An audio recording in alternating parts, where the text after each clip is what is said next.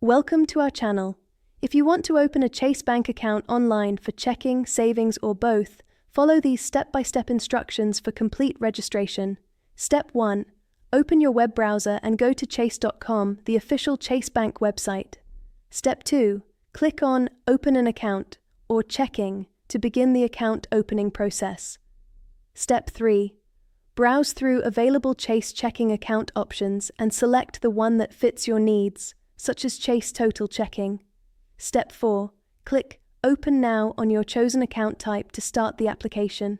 Step 5. Provide your personal information including your full legal name, date of birth, social security number, and residential address. Step 6. Enter your contact information including phone number and email address. Step 7. Choose your initial deposit amount and select how you'll fund your account, such as transferring from another bank. Step 8. Review and agree to Chase's terms and conditions, then submit your application.